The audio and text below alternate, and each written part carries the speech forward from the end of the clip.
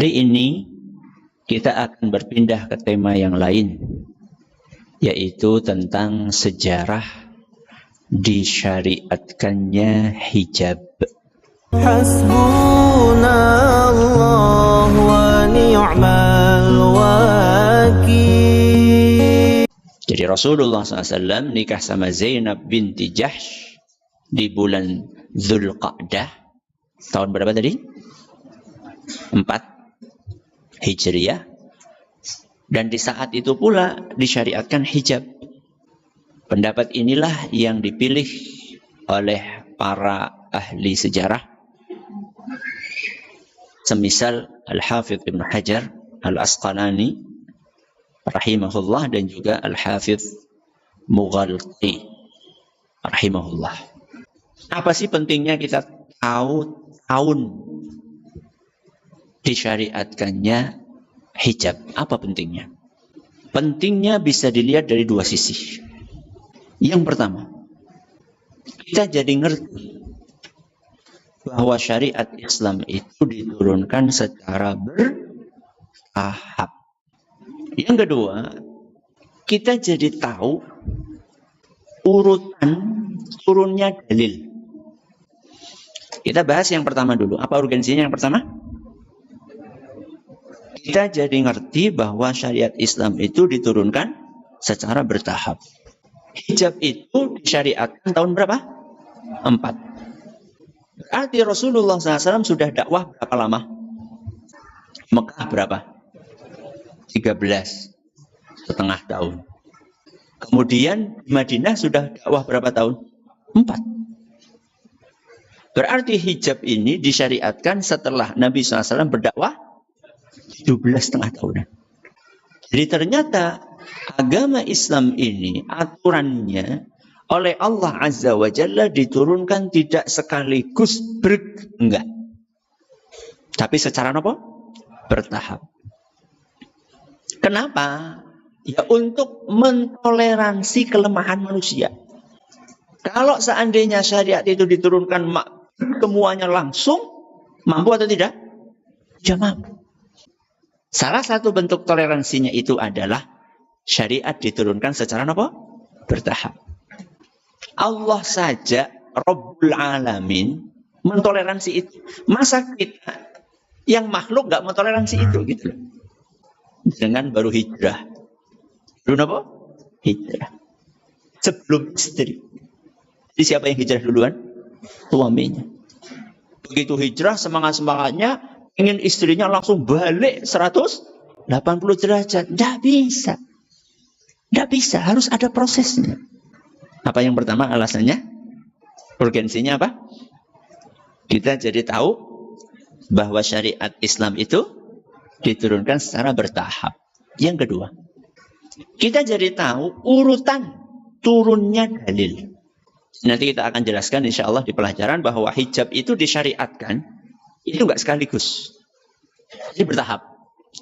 Disuruh nutup apa dulu, setelah itu disuruh nutup berikutnya. Jadi enggak ucuk-ucuk langsung semuanya disuruh ditutup, enggak. Ya. Disuruh nutup bagian aurat yang vital dulu, ya. Berarti seluruh tubuh selain muka dan tangan. Setelah itu kemudian baru disyariatkan, pokoknya harus ditutup semuanya. Itu kan bertahap. Ya.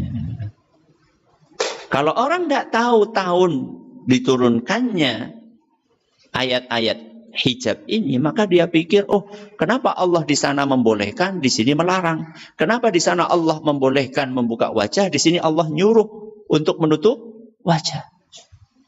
Kenapa di sana Allah tidak memerintahkan untuk pakai hijab ketika laki-laki dan perempuan berinteraksi?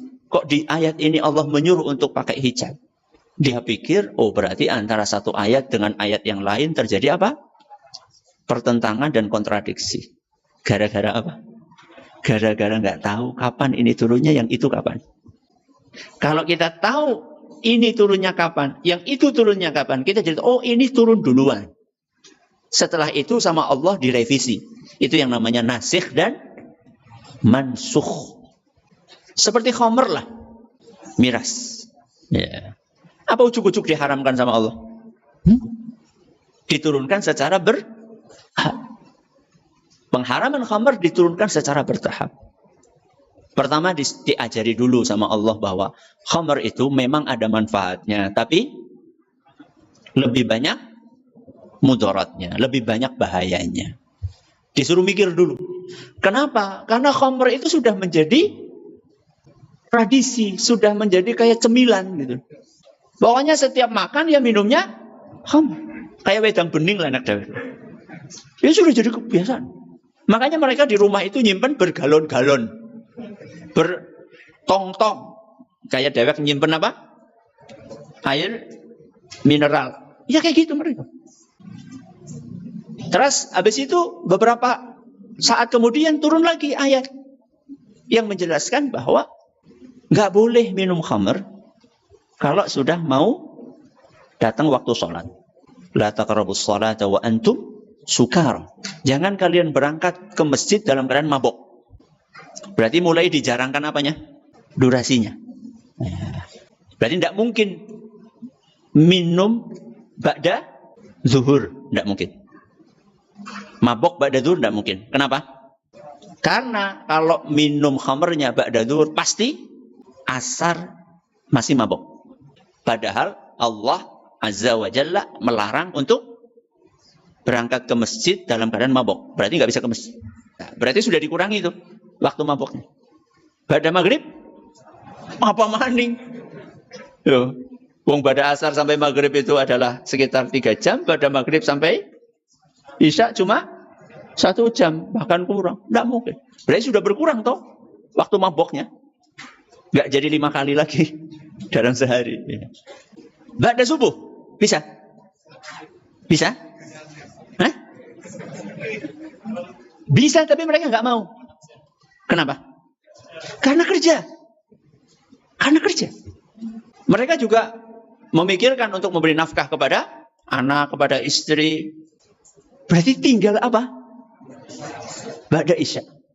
Itu pun mereka mikir lagi. Kalau saya ba'da isya mabok, nggak bisa tidur-tidur, kapan saya tidurnya?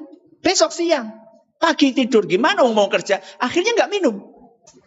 Di situ mulai dijauhkan secara bertahap.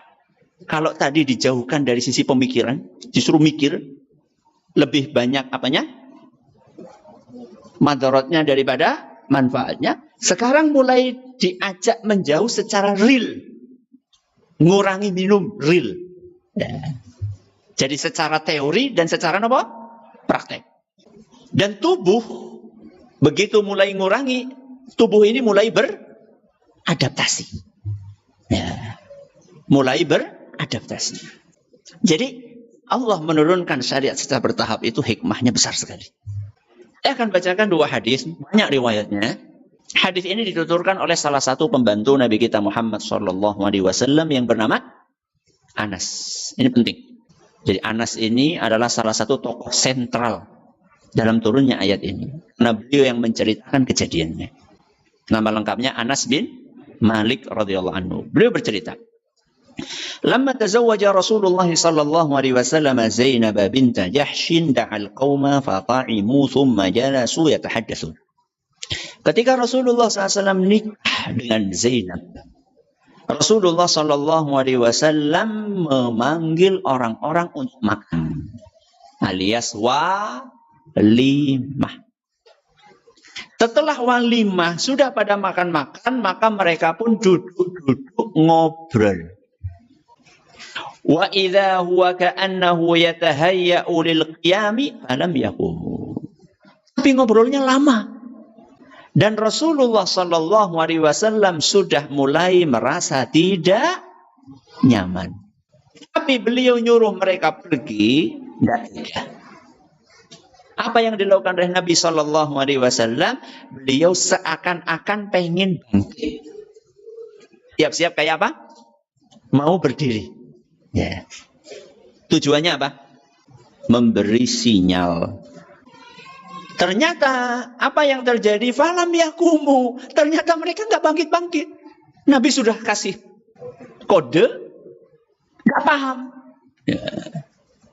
Nabi SAW mengirim kode dengan cara seakan-akan mau bangkit. Ternyata kode itu enggak ngefek. Maka apa yang dilakukan oleh Nabi SAW? Falamma ra'a dzalika qama, falamma qama man qama wa qa'ada thalathatu nafarin. Karena kode yang pertama tidak ngefek, maka Nabi SAW akhirnya berdiri beneran. Berdiri beneran. Dan saat itulah sebagian dari yang hadir ikut berdiri pulang. Dan nanti akan dijelaskan Nabi SAW berdiri kemana. Ya, nanti saya akan jelaskan. Berdiri keluar rumah, akhirnya yang lainnya pada keluar rumah. Tapi ternyata masih tersisa 3 orang. Yang tetap ngobrol di situ asyik. Ini memang levelnya berbeda. Ya, levelnya berbeda. Ja'an Nabi sallallahu alaihi wasallam liyadkhula fa idzal qaum julusun thumma innahum qam. Setelah Nabi SAW keluar, beliau masuk lagi, ternyata masih ada di situ 3 orang tadi. Akhirnya 3 orang tadi itu pun paham, begitu Nabi SAW masuk, maka mereka pun pergi. Apa yang dilakukan Anas saat itu? Begitu ngelihat kondisinya kosong, sudah tidak ada orang lagi, intalaqtu faji'tu fa akhbartu an-nabiyya sallallahu alaihi wasallam annahum qad intalaqu. Maka kemudian Anas pun memberi kabar kepada Nabi SAW, wahai Rasul, ruangan sudah steril. Sudah tidak ada orang. Mereka semuanya sudah keluar. Faja'a hatta dakhala fadhahabtu adkhul fa'alqal hijaba baini wa bainahu. Maka begitu Nabi SAW mendapatkan berita dari Anas bahwa ruangan sudah kosong, nggak ada lagi orang-orang yang duduk-duduk, Nabi SAW pun bersegera masuk dan Anas ingin ikut masuk. Begitu Anas ikut masuk, Nabi SAW langsung menurunkan hijab. Kenapa? Menurunkan hijab. Hijab siapa? Penghalang, pembatas yang menutupi antara 2 sesuatu. Hijab itu bisa korden, bisa apa lagi? Ini bisa nggak tembok ini? Bisa. Pintu bisa? Bisa. Ya pokoknya sesuatu yang menghalangi dan membatasi antara 2 orang. Kalau ini bicara tentang manusia. Ya. Maka Nabi SAW pun menurunkan hijab antara beliau dan istrinya. Siapa? Zainab dengan Anas bin Malik. Padahal selama ini Anas tidak pernah digituin. Rasulullah SAW membiarkan Anas masuk keluar. Pembantu masih kecil pula. Ya. Tapi begitu turun ayat itu, fa'anzalallahu, maka satu Allah turunkan surat Al-Ahzab ayat 53. Yang muatannya adalah memerintahkan agar Rasulullah SAW menyampaikan kepada ummahatul mukminin, istri-istri beliau, agar memasang apa tadi? Hijab. Hadis riwayat Bukhari dan Muslim. Dah. Sekarang saya akan bacakan riwayat Muslim yang lebih detail. Anas bercerita, ketika Rasulullah SAW menikah dengan salah satu istrinya, tidak disebutkan namanya, dijelaskan dalam hadis Bukhari Muslim tadi. Maksudnya siapa? Zainab. Ibunya Anas, Ummu Sulaim. Ummu Sulaim bikin makanan. Namanya hais. Hais itu apa? Hais itu adalah semacam kurma. Ya, kurma dicampur dengan gandum, dicampur dengan samin, minyak samin, diadon, dicampur jadi satu. Itu namanya hais. Gampangannya geduk kurma. Ya, geduk kurma. Dan ini salah satu makanan yang sangat disukai oleh Nabi kita Muhammad SAW. Kemudian ibunya bilang, ya Anas, idhab bihada ila Rasulullah SAW. Wahai Anas, tolong bawakan makanan ini buat Rasul SAW. Tolong bawakan makanan ini buat siapa? Rasul SAW. Di wadah. Wadah nggak terlalu besar. Ya, mungkin semacam nampan gitu ya. Taruh situ. Bawa ini kepada Nabi SAW. Dan bilang, ini ada kiriman makanan dari ibuku. Dan sampaikan salamku untuk beliau. Dan bilang sama beliau bahwa apa yang aku kirimkan ini cuma sedikit. Inna hadza laka minna qalilun ya Rasulullah. Wahai Rasul, makanan segini untukmu itu sedikit. Maksudnya, ya nggak sepadan lah dengan keistimewaanmu. Tapi ini yang bisa saya berikan. Jadi salah satu sunnahnya ketika orang walimah itu mengirim makanan. Orang kur ngentongaken. Ya, orang kur ngentongaken. Jadi Rasul SAW, ya, salah satu sunnah yang diajarkan beliau dan para sahabatnya adalah membantu siapa? Orang yang lagi walimah. Maka begitu dapat tugas seperti itu, Anas pun segera membawa makanan itu dan menyampaikannya kepada Nabi SAW sesuai dengan pesan yang diucapkan oleh Ummu Sulaim. Maka begitu dapat makanan itu, Nabi SAW bilang sama Anas, letakkan makanan itu. Letakkan makanan itu. Terus Nabi bilang sama Anas, Anas tolong panggilin si fulan, si fulan, si fulan, si fulan. Sebut nama. Tolong undanglah fulan, fulan, fulan. Dan semua orang yang engkau temui di jalan. Jadi undangannya belum pakai apa? Belum pakai kertas. Secara apa? Lisan. Nas, ya. Tolong panggilin fulan, fulan, fulan, fulan, orang-orang ini. Dan setiap orang yang ketemu di jalan, panggil mereka, undang untuk ikut makan di sini. Seorang perawi yang mendengar cerita ini dari Anas penasaran. Saat itu yang datang berapa orang? Kata beliau, Zuha'a 300. Kira-kira 300 orang. Suguhane geduk setampah ya, satu. Yang datang berapa? 300. Aduh, gimana? Maka Nabi SAW berkata kepada Anas, tolong ambilin itu, makanan wadah itu. Dipegang sama Nabi SAW. Maka kemudian 300 orang itu masuk dan full, penuh. Rumah Nabi besar apa kecil? Kecil. Akhirnya sebagian duduk di Sufah. Sufah itu emperan Masjid Nabawi. Nah, terus Nabi SAW ngasih instruksi, hendaklah kalian bikin halaqah. Halaqah itu apa? Berkelompok 10-10. Berarti berapa kelompok? 30 kelompok. Dan Nabi SAW kasih pesan, silahkan diedarkan wadah yang berisi geduk ini ya, dari satu kelompok ke kelompok yang lain. Makan satu, edarkan sampingnya, makan satu, sampai kenyang. Kelompok 1, kelompok 2, kelompok 3, sampai kelompok 30. Begitu selesai 30 semuanya, kemudian Anas disuruh oleh Nabi SAW, tolong ambilkan itu. Apanya? Nampannya. Kata Anas, begitu saya angkat nampan itu, saya tidak tahu. Pas saya taruh pertama kali, dengan saya angkat terakhir itu, lebih berat mana saya tidak paham. Karena kelihatannya sama aja, nggak berkurang sedikit. Ini salah satu apa? Mukjizat Nabi kita Muhammad Sallallahu Alaihi Wasallam. Mukjizat itu adalah kekhususan yang Allah berikan kepada para Nabi alaihi wassalam. Nah kemudian setelah itu terjadilah apa yang terjadi. Setelah semuanya makan, terus pada apa? Ngobrol.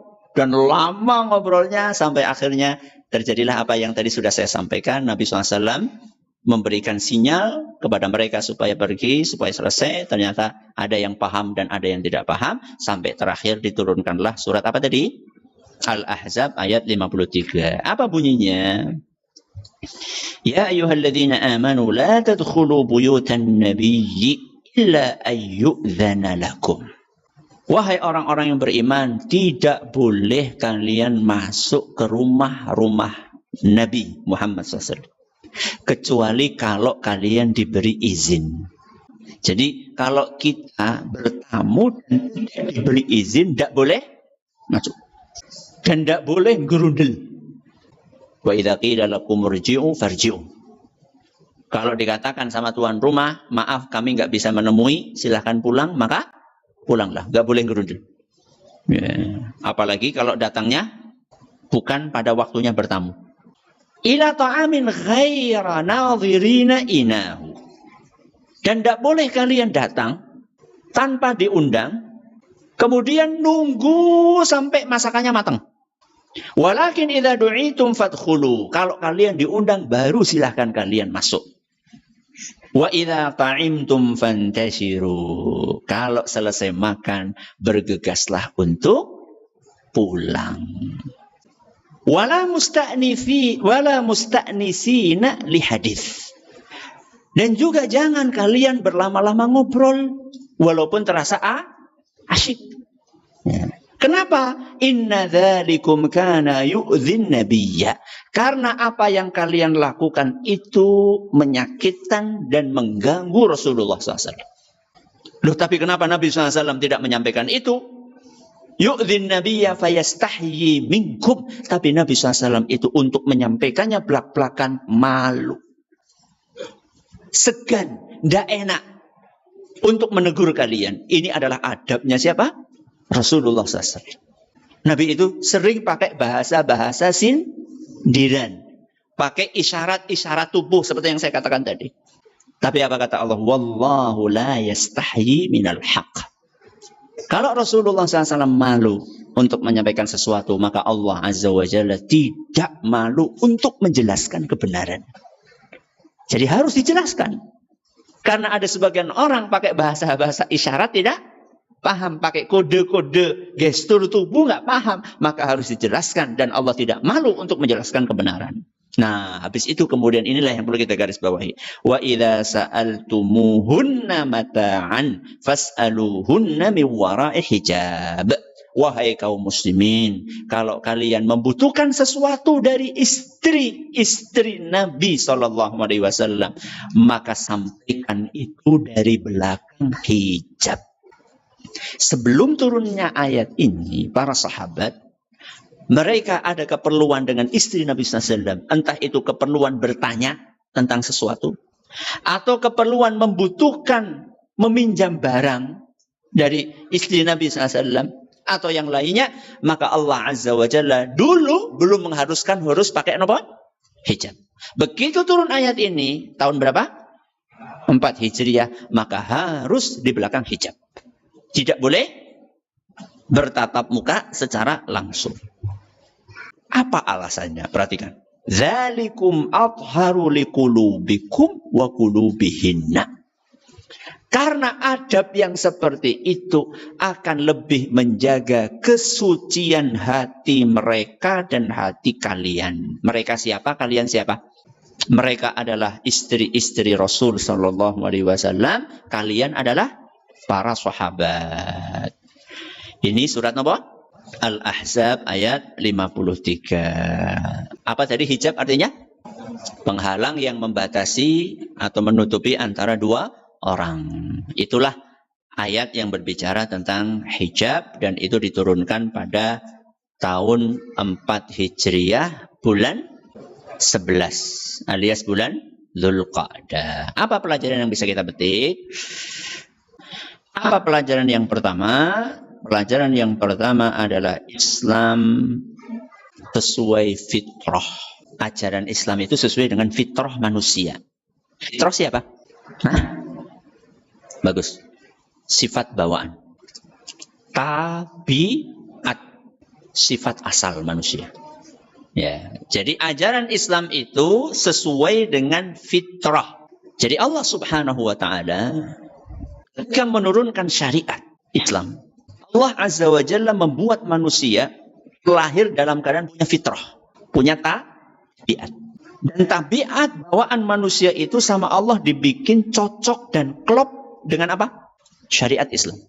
Maka setan untuk menjerumuskan dan menyesatkan manusia, apa yang mereka rusak?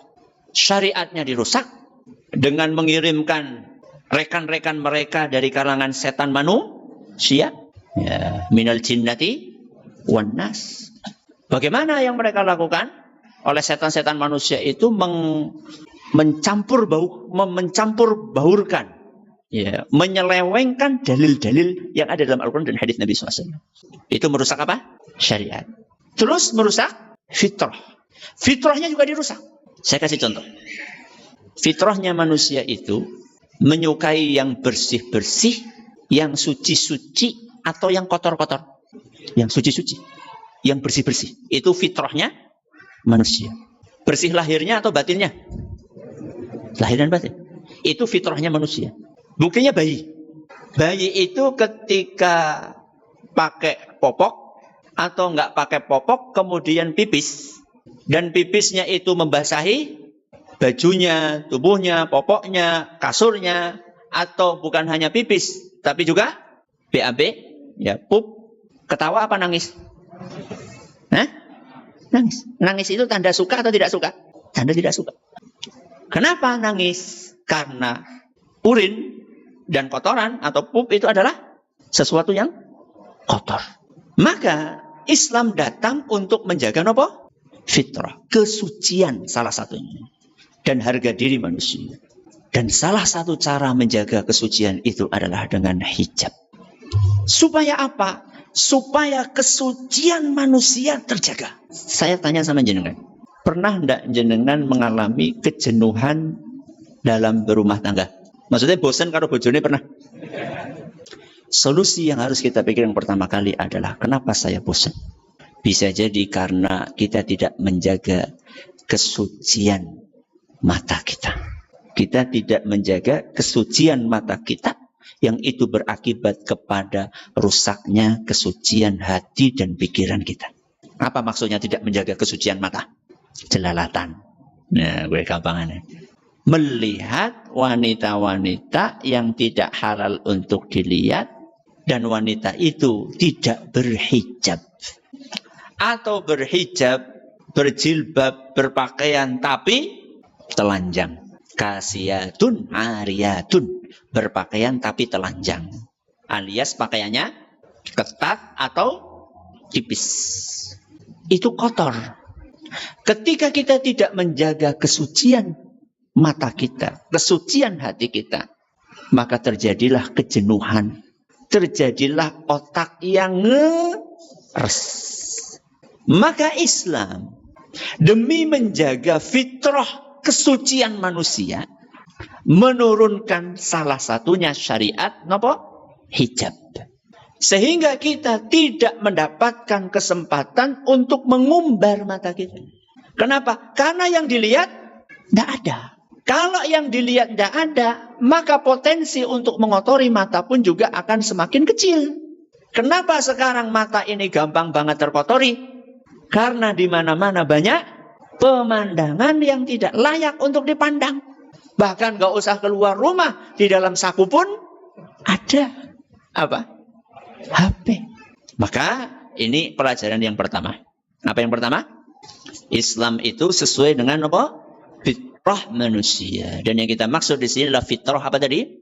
Kesucian. Pelajaran yang kedua, hikmah disyariatkannya hijab. Allah Azza wa Jalla tidak mungkin membuat sebuah syariat tanpa hikmah. Tidak mungkin.